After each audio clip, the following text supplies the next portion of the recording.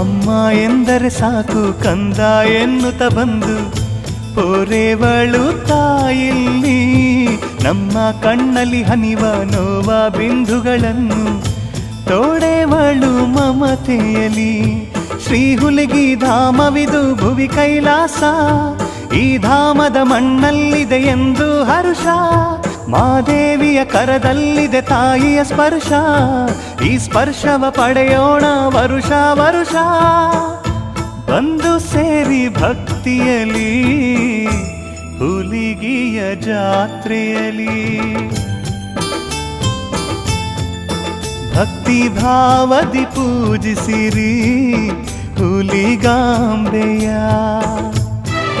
ಶ್ರದ್ಧೆ ತೋರುತ್ತ ಪ್ರಾರ್ಥಿಸಿರಿ ಜಗನ್ಮಾತೆಯ.